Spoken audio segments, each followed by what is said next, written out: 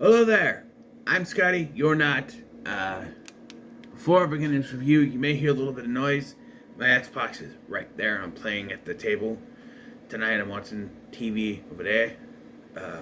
So, yeah, so you may hear the Xbox vrooming down there. But I am finally going to finish the list of 2023 movies that I need to catch up on before another one comes out this Friday. Comes out tomorrow. I believe it's Evil Dead Rise comes out, but I won't be getting it till I don't know, sometime. We were talking about Ant-Man and the Wasp: Quantumania. This is the second viewing for me. Okay, I like that they're doing shiny things with MCU covers now. That's pretty cool. And the story here is that Scott Lang, Hope Van Dyne, Janet, Hank, and Cassie get sucked into the quantum realm where they find out that not everything was, told to them by Janet. And there's actually a civilization down there ruled over by King the Conqueror. And so they have to try to defeat him and escape back to their world. Mostly try to escape back to their world without being killed. And yeah, so I feel like I gotta say this in every MCU review because I'll watch spoiler-free reviews when the movie comes out, and then I'll watch the movie. And can you stop hating on the MCU? It seems like every single movie except for Guardians of the Galaxy Volume 3 for some reason, there's someone is saying very negative things about these movies. And I don't think there has been any quality change in the movies. Yes, they've added more comedy, but you know what? They just had one of their most meaningful, dark films a few years ago now, with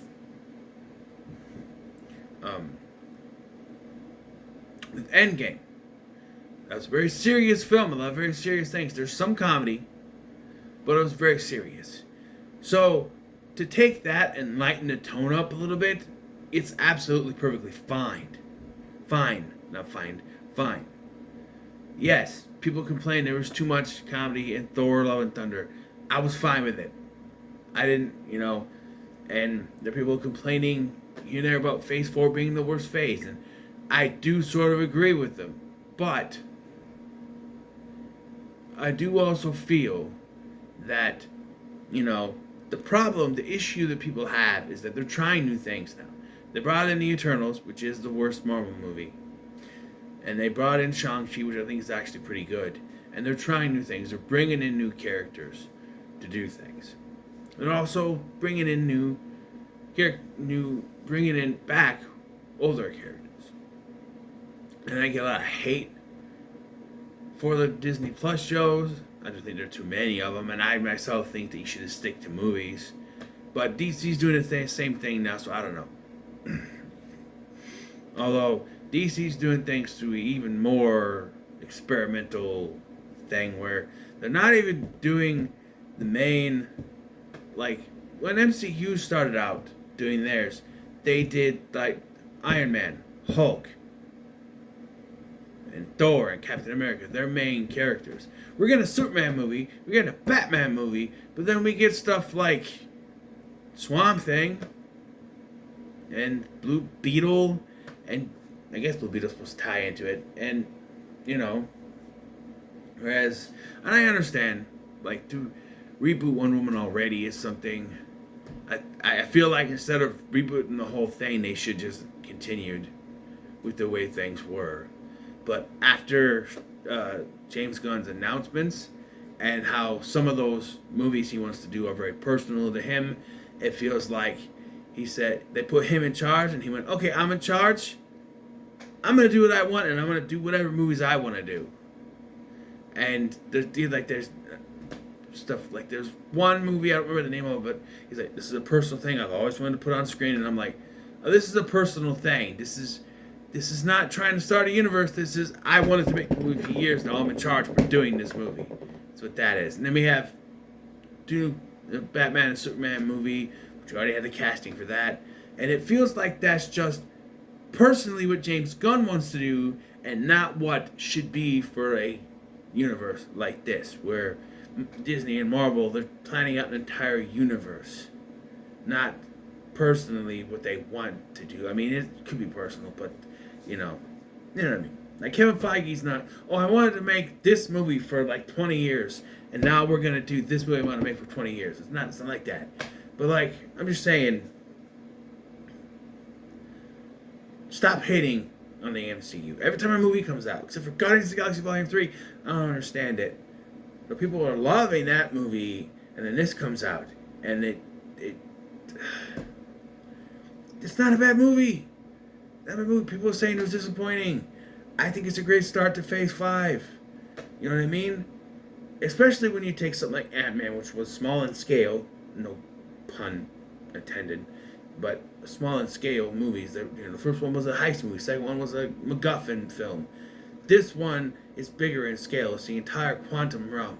I do agree, partially, with people saying, oh, it's just like the prequels. They're on a green screen the entire time. Yeah, but you know what? That's how fucking movies are made, okay? Stop bitching about it. The prequels went too much with it.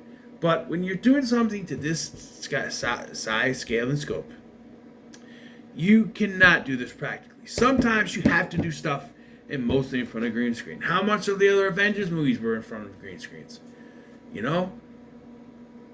Shut up. Okay? I miss when you could just go to a movie and watch a movie. Now everybody has to break things apart. I know that's part of reviewing a movie. But it feels to me like people are not going to movies to watch a movie and enjoy it. They're going there so they can specifically pick it apart. Let's go to, I'm a Quantumania. I wonder what bad things I can figure out about it. I wonder what I can pick at and make bad. I wonder what I can do to tear it apart and make it a bad review, a negative review on it. Because they go with that mindset. I see too many reviewers who say, oh, I had no faith in this movie going into a movie. And so when you do that, you're negative to begin with. I can go into a movie having no expectations, and I can come out either way. But if I go in having negative expectations in a movie, first of all, if you're going to go into a movie with negative expectations, don't see the movie. Because if you go in with negative expectations, it's just going to be a negative experience for you. So if you go in already thinking this is going to be a bad movie, that's what you're going to get in your mind. But in no way, shape, or form is this a bad film. From beginning to end, I enjoy myself. I watched it 2 times now, and I get some enjoyment. I do have some problems with it, and I know we're 8 minutes in, and I've yet to talk about the plot, story, or anything. But I had to get some things off my chest. It feels like every MCU movie review, I have to get some stuff off my chest first, because every time one of these movies comes out, everybody is shitting on it, and I'm sick and tired of it. These are not bad movies, except for The Eternals. That's terrible. But anyway, other than The Eternals, I like every single one of these. Well, Iron Man 3. I'm not I don't hate on it as much as I used to because they kind of redeemed Trevor a little bit in Shang-Chi, but still, and I've actually accepted we're never going to get the actual real Mandarin from the comics. They just want to kind of mess around with it. And with Iron Man gone, I'm fine with it anyway. Anyway, so, this film, okay? It feels so much bigger than the first two, because it is. And other than a segment at the beginning of the film, a segment at the end of the film, it takes place completely inside the quantum realm. And it looks really good. I like the look of it, the feel of it. I like the creatures that they have. I like that they've expanded beyond, oh, it's an endless void, like in the previous 2 films, to now, you go deeper and deeper, and there's actually a world there, And when it comes to the cast, okay, you got Paul Rudd, Evangeline Lilly, they're doing great as always. Michael Douglas, I think Michael Douglas is at his best in this film, okay? Some of his quips, like one line that gets me laughing every time is, holy shit, that guy looks like broccoli. And I kept repeating it the whole time during this movie. Holy shit, that guy looks like broccoli. And it was him that said it. I think he's great. Michael Douglas, even in his twilight years, is still doing really great. And then you have Michelle Pfeiffer, who, despite the fact she has bad plastic surgery and looks like there's a silly putty on her face, does a pretty good performance. I'm sorry, but she does. I noticed it this time watching it, and I'm like, it looks like somebody melted silly putty on her lips. That's what it looks like. Stop getting bad plastic surgery. If you, okay, this is mostly to women because I don't see much guys. I don't see much with guys, but ladies, if you look in the mirror and you think to yourself, my face looks terrible, I need to fix it. It's probably not. You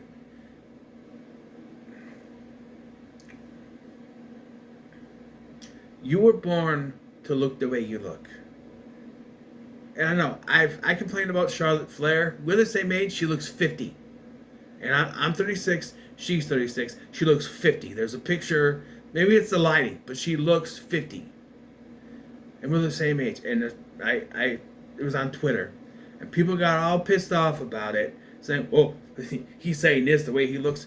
That's my point. I look like a fucking booger, okay? But at least I've dealt with that fact, and I accept to look what I look like. I don't need... Charlotte Flair was already gorgeous, and she made herself look worse. That's the issue. And you see it too many. Natalia, too many people who have looked gorgeous. Gorgeous. All their life decide, oh, I need plastic surgery to make myself look better, and it makes them look worse. And, you know, I think Michelle Pfeiffer is the least of that, because she still looks fine for her age. She's north of 50 and she looks great, you know, but her performance is great. And then you have the return of Darren Cross, right? And this was something that was rumored, you know, when they introduced MODOK, and it's rumored that it could be Darren Cross, and it was him. Corey Stoll is Darren Cross from the first Ant-Man film, and he's MODOK. And yes, the CGI looks wonky, but I like what they did with that character. He gets sort of a redemption. Because to me, and you know, I watching this the second time. The first time I was like, why does he need redemption? Watching the second time, you think about it. Was he really a villain? He was basically Obadiah Stane, but to a lesser point. He wanted to make money. That's what he wanted. He wanted to make money. He had that suit. He just wanted to make money. He didn't care who he hurted. He was basically Tony Stark before the events of Iron Man. He was just trying to make money. Didn't care who he hurt. And now he gets redemption, and I like that. I like that. My name is Darren, and I am not a dick. I don't know why they had to say dick so much in this movie, but you know. Catherine Newton is Cassie. Okay, it's the second recasting of Cassie, because they cast her with Emma Fuhrmann in Endgame, and then they recast her again because they wanted, let's be honest, they wanted an actress with more notoriety. Because Emma Fuhrmann hadn't been in much, I guess, and Catherine Newton has been in more. And she does all right. I would have liked to see, if you're going to recast, keep that recast. I would like to see what Emma Fuhrmann would have done. But she does pretty well. And then you got the man, the myth, the legend, Kang himself, Jonathan Majors, who is a great villain in Creed 3, and he's great here too. I just don't like what they did with the villain. He's a great villain. He's menacing. He's this guy who was banished to the quantum realm, and he wants to get out. And he's a very good villain. This guy's very good at playing villains. I just, you know, with his allegations and everything, I don't know how much more we're going to get of him. And he's supposed to be in season 2 of Loki, so they hint at that in the post-credit scene. But, yeah, and then you have Bill Murray playing like an old flame of Janet's, and he's fine for what it is. It's Bill Murray. It's basically just Bill Murray. It's Bill Murray's cameo in Zombieland. That's all it is. He's there, he leaves. He barely has any screen time, but it's Bill Murray. It's nice to see him in the film. Speaking of the cast, before I move on, I do feel like there was something missing in this film, and that is Luis. He's been a staple in the first 2 films. Michael Pena came out before when this film was in production. He said he wasn't coming back for this one, and the way they did this film, I could see that. But you could get Randall Park back for a cameo in the beginning where they're just doing close-up magic. You could get the guy who was the Baskin and Robbins manager to come back. But you couldn't get Michael Pena to have a cameo at the beginning and the end. There's even a thing where the birthday party at the end, and he's not even there. It feels like he's missing. I understand that he probably couldn't be a part of the film story, but you could have had cameos of him. It just feels like he's missing. Like he's part of this world. He's missing from this from their lives, really, you know? That's what it feels like. And the story here, okay? The story here is that, Cassie is in jail. She's kind of following her dad's footsteps, but she's not doing bad things. She's not stealing. She's protesting. She's trying to be, you know, the ecosystem and all that stuff. And that's when she shows her experiment. Janet freaks out when she finds out the sending signals into the quantum realm, because that's a no-no. Because the first scene of this film is actually Janet finding Kang landing there, so it's kind of going back and telling the story that way. Yeah, there's some decent action scenes in this. There's great special effects. There's a scene where Scott has to go down to get this core, and it's a probability area where dozens of versions of himself is there, and some of them try to grow, but you see that scene from the trailer where he turns them like spaghetti. That's what that is from. Although I think they edited out some of the other ones. There's just a bunch of probabilities, and they only start working together when they all realize Cassie needs help. So they all work together to shrink that thing. And then Hope. It happens to Hope too when she goes down there, and I feel like we didn't need that, but it's fine. But yeah, and like the comedy is fine. The comedy is fine. There's some comedy ones. Okay, the one little guy, the little drink the slime guy keeps talking about holes. I don't know if we need to hear so much conversation about holes, but he's fine. I believe that is David Desmalchin. They brought him back to play a different character. Not Gert, but a different character. I think that's him. And then you have these rebel characters, which are fine. They're just there. I feel like maybe there wasn't enough of them, maybe a little bit more. But they show up because what happens is much like Super Mario Bros. Movie, when they go through there, Scott and Cassie are separated from Hank, Janet, and Hope. They're separated. And Scott and Cassie find themselves with these rebels and meet them, and it causes problems while Janet takes Hank and Hope to Bill Murray to get information to find a way out. And that just leads them to Kang. They're separated from most of the film, but I think it works here because it's not called, well, it's called Ant-Man and the Wasp, but I think we're following both sides, so it's okay. And then Super Mario Brothers, we are following both sides, but I feel like Super Mario Brothers need to be together, not apart so much, you know. Even the 1993 movie got that one right. But anyway, yeah, so they meet these rebels, and the rebels end up getting captured. At least the rebel leader ends up getting captured. And Cassie has to save her later. And they charge up this rebellion against Kang and everything.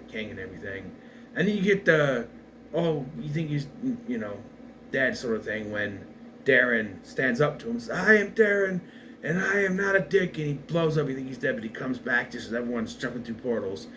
And you have a fight with Ant-Man. And you get that scene from the trailer where it's like, I don't have to win. We both have to lose. And everybody and their mama was saying, oh, he's going to die. He's going to die. And I said, no, that'd be stupid. Everybody thinks that when they bring in a next generation version, like Hawkeye, when they said bringing in Kate Bishop, Hawkeye's going to die. He didn't die.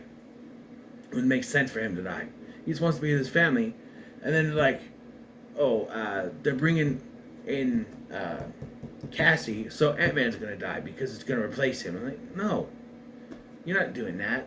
That's not what they're doing. Maybe there's going to be a Young Avengers movie. Who knows? By the way, I keep seeing these fan-made posters for Young Avengers. Can you stop putting young Loki in there?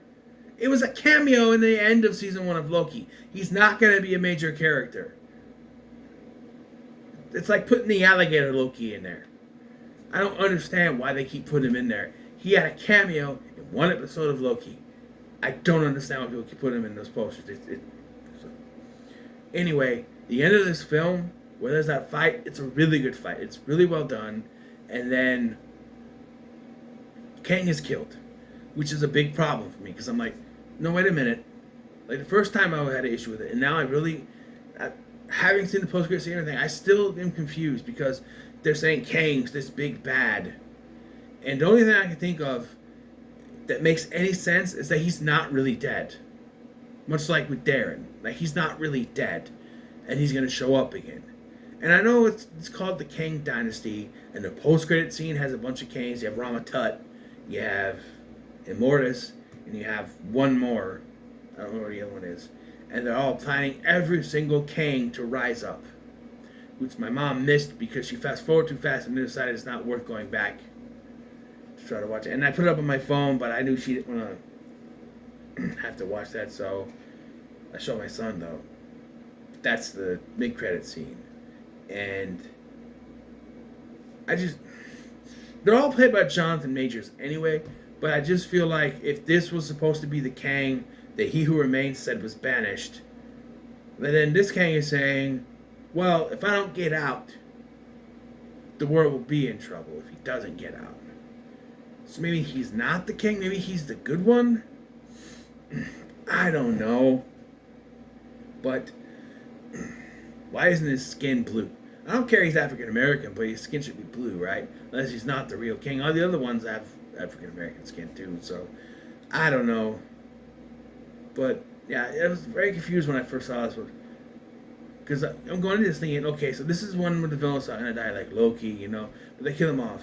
And the only thing I think of is, oh, we can kill this one off because there's others. But if this is supposed to be the Kang that was banished, this feels like Peyton Reed fucked up. Like whoever wrote this for Peyton Reed fucked up, and he should have. Because, I don't know, it just doesn't make any sense to me. If this was the Kang, this was the one they're supposed to be afraid of, why does he die? I don't know, there's many other ones. But still, to me it doesn't make any sense. Like, because the other ones, they're not Kang. This is Kang. I don't know, Kang Dynasty, I don't know. Maybe it'll make more sense later, I don't know. And they do eventually get back. Hope and Scott get stuck in the Quantum Realm, but of course Cassie gets them out. Then they have a birthday party. Again, they show the Baskin Robbins guy. They have that joke where the Italian guy goes, "We love you, Spider-Man." And then at the end, he's like, "Oh, I give you the wrong bug. I call you the wrong bug. You the bug man who gets really big and really small." And then the joke is, "Yeah, I'll have to have a coffee. $12. Because Spider-Man gets his coffee for free, apparently. But Ant-Man don't. I don't know. Ant-Man only saved the entire multiverse, but Spider-Man was technically deed. You know, I don't know. But, yeah. And then the post-credit scene is, I'm assuming, is going to be a scene from Season 2 of Loki. Because it has Loki and Owen Wilson's character, Mobius, I think is the name. And they see another variant of Kang. And, yeah. That's the post-credit scene. But I thought it was good. I'm going to say it's pretty good. I think I gave all of these pretty good, most of them. But yeah, I enjoyed this. I don't get the hate for this at all. People are giving negative reviews to it, or like semi-positive, middle-of-the-road reviews. They're praising some things and shitting on everything else. I just wish they would stop. Because I don't think, except for Eternals, there hasn't been a bad movie since Endgame, except for Eternals. That's it. And that's because they made a 3-hour slog fest that's supposed to be a superhero movie. A 3-hour film with characters we've never met before. That's fucking stupid. If anything, the Eternals should have been a Disney Plus show. And make it like 8 hours chronicling stuff leading to the end. I feel like that could have been built out more and people would have understood it more. It would have worked better than a movie that just, you know, I don't know if many people would have watched it, but I don't know if many people would watch this, you know, watch that. So, yeah. So what are your thoughts on Ant-Man and the Wasp: Quantumania? Leave no comments below. Bit of a break on the channel. Tomorrow, from when I'm recording this and uploading it, is the 4th. And then I won't be back till later on Wednesday. I don't know if I'll do anything there. Thursday, the guys are coming over. Big LT and the girl Beta coming over. And we're recording stuff for his channel, I believe. And then Friday, of course, is payday and, you know, my visitation with my son this weekend. So I don't know if I'll get a video out until if I feel like I could do one video on Wednesday, then I'll get one out then. But if not, then not till next week or Sunday. Usually on Sundays when I come home, I just want to relax. You know what I mean? But who knows? Anyway, thank you for watching. I've been Scotty, and I'll see you in the next one. I hit the wrong damn button. Hello there. Goodbye there.